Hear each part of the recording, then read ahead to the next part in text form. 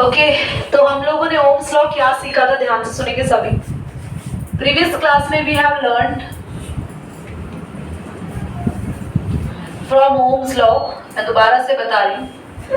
Class हमने पढ़ा था कि voltage is directly proportional to current, फिर हमने साइन हटाया था और हमने एक कांस्टेंट लगा दिया था R, और V is equal to IR, ये ओम्स लॉ था। दोबारा समझो, ये लॉ ये कह रहा था कि अगर किसी भी घर में या किसी भी सर्किट में जितनी वोल्टेज हम देंगे उतना ही करंट सप्लाई होगा। ये तो होता ही है, आपने सुना होगा, आपके घर में भी ये बातें होती रहती हैं। कभी वोल्टेज कम आ जाती है तो टीवी के अप्लायंस, जो घर के अप्लायंस है, वो कम काम करने लगते हैं, लाइट भी डिम हो जाती है। तो घर में बोलते हैं ना वोल्टेज कम आ रही है शायद, तो वोल्टेज से ही आपके घर का करंट बनता है।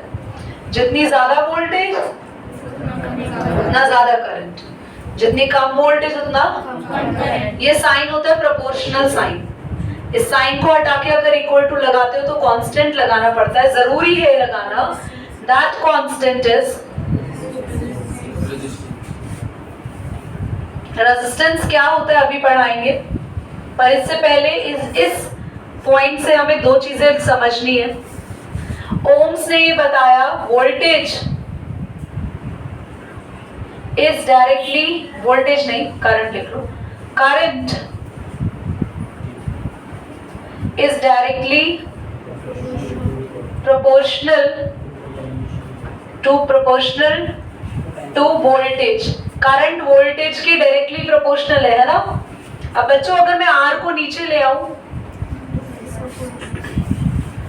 तो I और R का रिलेशन पता है, देखो, क्योंकि I के सामने V था तो I और V का रिलेशन है डायरेक्टली प्रोपोर्शनल। पर I के सामने V नहीं है, I के सामने R नहीं है, सॉरी, I के सामने नहीं है, रेसिप्रोकल में R है, तो वो होता है current is inversely proportional to R। इसका मतलब क्या है, ध्यान से सुनो। अब मैं तुम्हें रेजिस्टेंस समझाने वाली हूं ताकि ये लाइन भी समझा पाऊं। रेजिस्टेंस होता है, resistance is the property which is going to stop the current flow. सुनो, आप कहीं भी जा रहे हैं, आपके रास्ते में थोड़ी बहुत रुकावटें तो आती रहती, हो सकता है सामने से कोई आ जाए, साइकिल आ जाए, बाइक आ जाए, कार या ट्रक, तो आप अपने आप को थोड़ा सा शिफ्ट इधर उधर करके निकलते हैं। ऐसा ही केस होता है जब एक वायर में करंट फ्लो हो रहा होता है। हमारे पास दुनिया में सभी वायर्स को मैं अगर इकट्ठा करके तुम्हारे सामने रख दूं तो सभी वायर्स में एक जैसा करंट फ्लो नहीं होता। हर वायर में अलग अलग तरीके से करंट फ्लो होता है। आपको पता है, मार्केट में वायर खरीदने जाओगे तो कई अमाउंट में वायर मिलती है, कहते हैं ये महंगी है, थोड़ी अच्छी वायर है, ये थोड़ी और अच्छी वायर है। वो अच्छी का मतलब होता है कि उस वायर में करंट को रोकने की पावर कम है। जितनी सस्ती और चीप वायर होती है उनमें करंट रुकता है। अब करंट के रुकने का मतलब होता है, सुनो ध्यान से, ये वायर है, एक वायर की property to stop the current, current को स्टॉप करने की प्रॉपर्टी को क्या कहते हैं, जल्दी बोलो, रेजिस्टेंस है। क्या बोलते हैं, रेजिस्टेंस। करंट की स्टॉप करने की प्रॉपर्टी क्या होती है, resistance. A wire and a conductor which stop the current flowing is called the resistance। क्या होता है, करंट को स्टॉप करने की प्रॉपर्टी, ठीक है। अच्छा, मैं ये बोलूं, I have two markers over there, मैं बोलूं इसका रेजिस्टेंस ज्यादा है, इसका कम है, इस ब्लैक वाली वायर का रेजिस्टेंस ज्यादा है, रेड वाली वायर का रेजिस्टेंस कम है, तो किस वायर में करंट फ्लो करेगा जब अच्छे से, क्योंकि इसका रेजिस्टेंस कम है, इसमें करंट कम रुक रहा है। रेजिस्टेंस मतलब होता है करंट को रोकना, स्टॉपेज ऑफ। समझ में आ रही है आपको मेरी बात, क्लियर हुआ? पॉज करें एक बार, ये नोट कर। चलो, तो क्लास आपको मुझे पढ़ाना है, ध्यान से देखो। रेजिस्टेंस, रेजिस्टेंस क्या होता है बताया मैंने आपको, एक ऐसी प्रॉपर्टी जो करंट को स्टॉप करे, ठीक है। हमने रेजिस्टेंस ये पढ़ा। रेजिस्टेंस किस पे डिपेंड करता है क्लास, रेजिस्टेंस लेंथ पे डिपेंड करता है, किसी भी वायर की लेंथ पे, थिकनेस पे, नेचर पे डिपेंड करता है, नेचर ऑफ मटेरियल लिखना था, एंड टेम्परेचर पे डिपेंड करता है। साथ ही रेजिस्टेंस की यूनिट आपको याद रखनी है, रेजिस्टेंस कि ऐसा यूनिट मैंने लिखवा दिया है, वैसे सिर्फ समझाने के लिए बोर्ड पे लिख रही हूँ। ओमेगा यानी कि ओमेगा सिंबल होता है यानी कि ओम, या तो ओम लिखो या सिंबल बनाओ। जिस 30 ओम लिखेंगे तो यानी कि 30 ओम रेजिस्टेंस है।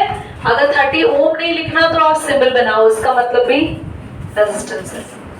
ठीक है, तो यहाँ पे मैं बोलूँ 30 ओम या 30 ओम एक ही बात है। ठीक है, चलो तो ये रेजिस्टेंस हो चुका है। अभी आगे बढ़ते हैं, हम एक नई टर्म को सीखेंगे आज, रेजिस्टिविटी। पर रेजिस्टिविटी सीखने से पहले बहुत सारी इंटरेस्टिंग चीजें तुम लोगों को पढ़नी है, तो यहाँ से थोड़ा सा कॉन्सेप्ट सही है, ध्यान से देखेंगे। ये आपको नोट भी करना है, बट पहले आप समझिए। रेजिस्टेंस हमेशा डायरेक्टली प्रोपोर्शनल होता है लेंथ के, इनवर्सली प्रोपोर्शनल होता है एरिया के। ये दो बातें ध्यान रखनी। Resistance directly proportional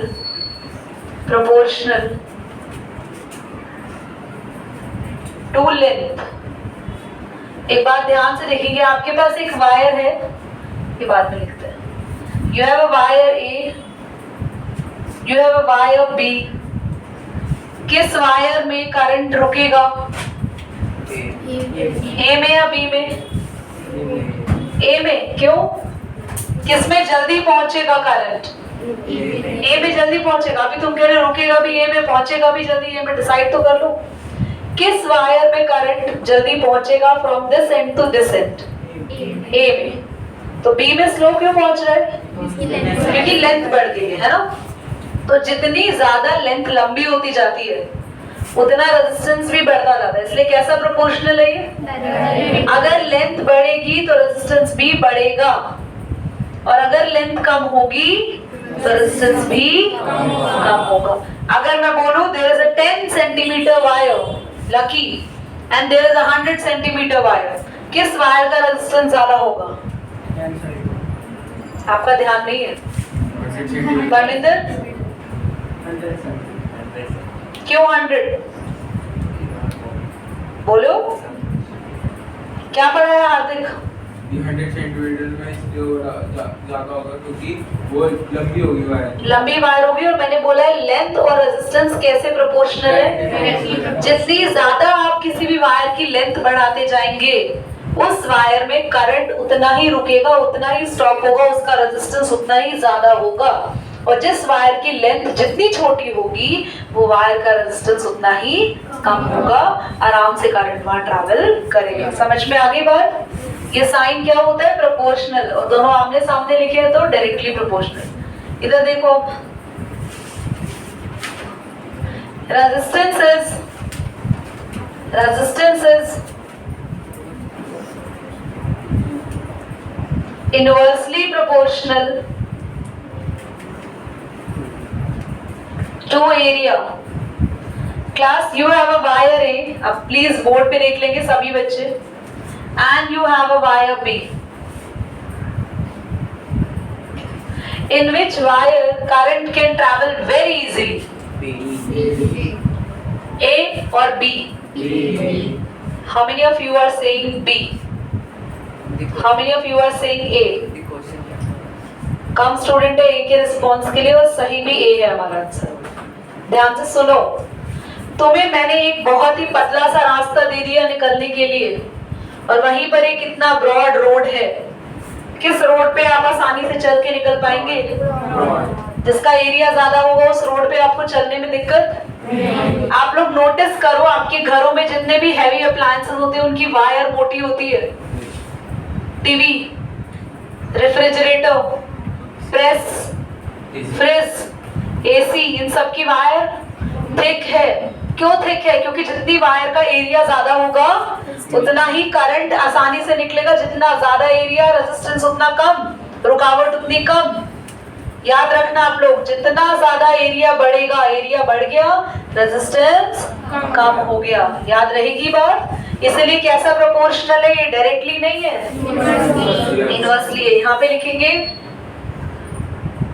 wire B has more resistance जितनी लंबी वायर उतना रेजिस्टेंस ज्यादा, उतनी रुकावट ज्यादा, और जितनी पतली वायर, जितनी पतली वायर, कम एरिया की वायर, उसमें ज्यादा रुकावट होगी। यहाँ पे भी wire B has more resistance, या फिर वायर बी में रुकावट ज्यादा होगी। दोबारा से समझा रही हूँ, याद रखना, अगर आपको करंट आसानी से पहुंचाना है तो वायर की लेंथ ज्यादा लंबी नहीं होनी चाहिए, वायर की लेंथ छोटी होनी चाहिए, और वायर बहुत पतली नहीं होनी चाहिए, वायर थोड़ी थिक या मोटी होनी चाहिए। क्लियर होगी बात? पॉज करें, नोट करो, ये पूरा का पूरी चीज ढूंढेंगे और रेजिस्टिविटी।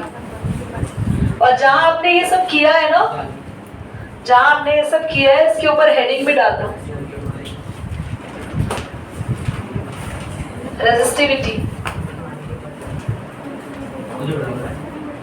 बेटा चुप हो जाए, शुभम ध्यान दो, गुड, ध्यान से देखो, रेजिस्टिविटी हेडिंग डालनी है। अब ये जो हमारे पास इक्वेशन थी, रेजिस्टेंस लेंथ के डायरेक्टली प्रोपोर्शनल है और एरिया के, इनको मैं एक साथ लिखने वाली हूँ, तो एक साथ लिखेंगे तो लेंथ सामने और एरिया। अब प्रोपोर्शनैलिटी का साइन हटाएंगे तो हमारे पास एक कांस्टेंट आएगा, जिस कांस्टेंट का नाम है रो, RHO रो, ठीक है, रोने वाला रो नहीं है, इट्स RHO रो। एंड ये जो इस कांस्टेंट का नाम होता है रो, और वैसे ही कांस्टेंट क्या कहलाता है, व्हाट इज दिस, रेजिस्टिविटी। दोबारा समझो, मैंने एक साथ लिख दिया, रेजिस्टेंस, प्रोपोर्शनल का साइन, डायरेक्टली प्रोपोर्शनल लेंथ है तो सामने लिखा, एरिया इनवर्सली प्रोपोर्शनल है तो अपॉन में लिखा, प्रोपोर्शनैलिटी का साइन हटा के इक्वल टू लगाएंगे तो कांस्टेंट लगा दिया, ये कांस्टेंट होता है रेजिस्टिविटी, और इस सिंबल का नाम होता है रो। क्लियर? दूसरी बात, रेजिस्टिविटी क्या होती है? Resistivity is a specific resistance. क्या होता है ये? Specific resistance. ध्यान से देखेंगे बोर्ड पर सभी बच्चे। क्लास, एक वायर है सिल्वर की और एक वायर कॉपर की। हम लोग कहते हैं silver is the best conductor of electricity. हमें पता है सिल्वर दुनिया का सबसे अच्छा कंडक्टर है, सबसे कम अगर करंट किसी पे रुकता है तो वो सिल्वर है। तो आप कहोगे दीदी कॉपर की वायर को मोटा कर दो ना और लेंथ छोटी कर दो, तो कॉपर भी सिल्वर जैसा काम करने लगेगा, है ना? मैंने सिखाया ना आपको, लेंथ और एरिया चेंज करके हम करंट को अच्छे से ट्रैवल करा सकते हैं। पर ऐसा कहते हैं ना कि चाहे कितना ही बदल लो, जीन्स नहीं बदलती उस से किसी भी इंसान की, चाहे उसे कितना ही ऊपर से पॉलिश कर दो, तैयार कर दो, नहला धुला के सुंदर बना दो, पढ़ाओ लिखाओ सब कुछ करो, पर जो एक्चुअली उसने गेन किया उसके अंदर जो जीन्स है ना, वो नहीं कोई चेंज कर सकता। ऐसे ही आप कुछ भी कर लो कॉपर वायर के साथ, आप कॉपर वायर को सिल्वर वायर कभी भी क्यों नहीं बना सकते? क्योंकि एक ऐसी चीज जो कभी भी मेटल की प्रॉपर्टी चेंज नहीं होने देती, वो है रेजिस्टिविटी। ध्यान से सुनना, आप एक वायर को छोटा या बड़ा करके उसकी प्रेजेंट टाइम का क्या बदल सकते हो? बस सिर्फ और सिर्फ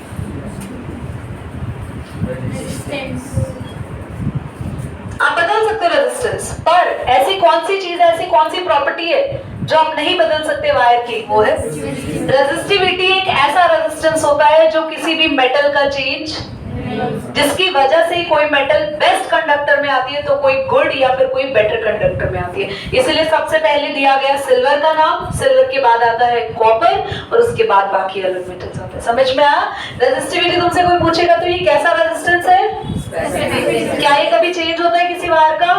किसी वायर का क्या चेंज हो सकता है? वायर की लेंथ और एरिया को छेड़कर क्या बदल सकते हैं? सिर्फ रेजिस्टेंस। पर क्या नहीं बदल सकता? क्योंकि रेजिस्टिविटी किस पे डिपेंड करती है? Resistivity is specific resistance, it depends on nature और मटेरियल ऑफ कंडक्टर। क्योंकि किस पे डिपेंड करती है? कंडक्टर के मटेरियल पे, कि कंडक्टर किस मटेरियल का बना हुआ है। पर रेजिस्टेंस क्या मटेरियल पे डिपेंड करता है? नहीं करता। पहले बोलो इतनी बातें क्लियर? चलो पास करो। क्लास एक छोटा सा ग्राफ और समझो, उसके बाद दो फैक्टर्स हम रेजिस्टेंस के बाद समझेंगे। ये क्या है ग्राफ? ओम्स लॉ का। ओम्स लॉ ने हमें क्या चीज समझाई है? पूरे ओम्स लॉ ने हमें ये समझाई कि वोल्टेज हमेशा या करंट हमेशा किस पे डिपेंड करता है? करंट और वोल्टेज हमेशा डायरेक्टली प्रोपोर्शनल है, और आपको पता है साइंस में भी जितने डायरेक्टली प्रोपोर्शनल के ग्राफ आते हैं वो बिल्कुल ऐसे सीधे बनते हैं। और V और I के प्रोपोर्शनल से हमें कौन सी वैल्यू मिली थी, हमने साइन हटाया था तो ये लाइन किसको डिनोट करती है, ये ग्राफ याद रखना, ओम्स लॉ का ग्राफ V और I का हमेशा कैसे आएगा, स्ट्रेट लाइन। V और I क्योंकि डायरेक्टली प्रोपोर्शनल है इसलिए लाइन कैसे गई है, स्ट्रेट, और V और I की वजह से हमें कौन सी वैल्यू मिली है, तो ये लाइन किसको डिनोट कर रही है, अगर इस लाइन पे लिखा है मान लो 50, तो ये 50 ओम क्या है, रेजिस्टेंस है, ठीक है। चलो अब दो और फैक्टर समझने, नोट कर लिया नहीं,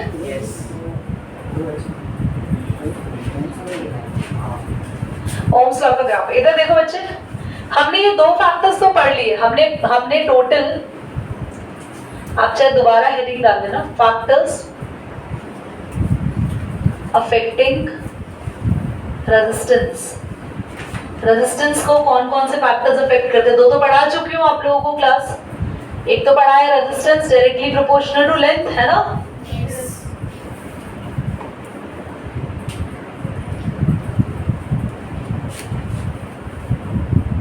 लेंथ। एक क्या बढ़ाया, resistance inversely proportional to area, same line लिख सकते हो, यहाँ लिखी भी हुई है। अब नेक्स्ट है resistance depends upon nature of material, nature और मटेरियल इस पे भी डिपेंड करता है,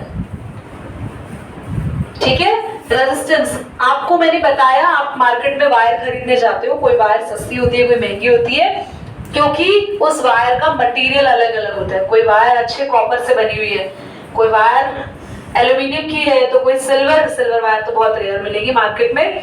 अच्छे एलिमेंट से, अच्छे मॉलिक्यूल से, अच्छे मटेरियल से बनी हुई वायर का रेजिस्टेंस हमेशा कम होता है, उसमें करंट पे रुकावट हमेशा कम होती है। आगे आते हैं, resistance is inversely proportional to temperature. आपको पता है बच्चे, जितने भी गर्मियों में शॉर्ट सर्किट ज्यादा होता है, गर्मियों में आग ज्यादा लगती है, इलेक्ट्रिसिटी डिस्टर्बेंस ज्यादा रहती है, क्यों, सुन बताते हैं, ध्यान से सुनो।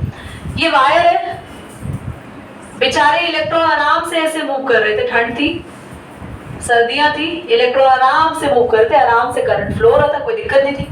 धीरे धीरे गर्मियां आई, टेम्परेचर इतना बढ़ गया कि इलेक्ट्रॉन पागल हो गए अंदर के, सच में ऐसा होता है। जैसे ही बहुत ज्यादा हाई टेम्परेचर हो जाता है ना किसी वायर के अंदर, तो इलेक्ट्रॉन्स नाचने लग जाते हैं, और literally they are about to dance. मतलब कोई कहाँ जा रहा है, कोई कहाँ जा रहा है, भाई कोई किधर जा रहा है, कोई इधर ही वापस आ रहा है इनके पास। तो ये सब होने की वजह से करंट की मूवमेंट डिस्टर्ब हो जाती है, और वायर में करंट कभी भी फ्लो नहीं करेगा, तो सबसे पहली चीज होगी वायर गर्म होगी। कभी भी आप नोटिस करना, आप काम कर रहे हो या आपका चार्जर है बहुत गर्म हो गया, बहुत गर्म हो रहा है, नेचुरल हो रहा है, तो उसका मतलब उसमें फॉल्ट आ रहा है, कोई ना कोई करंट सप्लाई ठीक से नहीं जा रही है, वायर बहुत गर्म हो रही है, तो उसको यूज ना करें, ठीक करा लें, चेक करा लें। अब ये वायर गर्म होगी, पहले इंडिकेट करेगी, अगर आपने तभी चेक नहीं करा तो हो सकता है इस वायर के अंदर ब्लास्ट हो जाए, आग पकड़ ले, शॉर्ट सर्किट हो जाए। तो बहुत ज्यादा गर्मियों में भी प्रॉब्लम क्या आती है, जब ज्यादा टेम्परेचर बढ़ता है तो वायर का या किसी भी कंडक्टर का रेजिस्टेंस बढ़ जाता है। क्यों बढ़ जाता है, क्योंकि इलेक्ट्रॉन का फ्लो या मूवमेंट डिस्टर्ब हो जाता है। क्यों डिस्टर्ब हो जाता है, क्योंकि टेम्परेचर एक एनर्जी है, और इलेक्ट्रॉन्स को जब एक्स्ट्रा एनर्जी मिलती है तो इलेक्ट्रॉन्स अपने मूवमेंट को डिस्टर्ब करते हैं। तो हमने इसमें क्या पढ़ा, as temperature increases, resistance of, ये डायरेक्टली नहीं होना चाहिए, of wire also increases, ठीक है, because it disturb the movement of electron. Class यहाँ लाइन लिखनी है उठा के आपको, ये वाली मैं सर्कल कर रही हूं, और एज इट इज ये तीनों चारों पॉइंट्स लिखेंगे, ठीक है। पॉज कर दो। Example, silver wire has less resistance than copper. चलो आप कर दो पॉज, नोट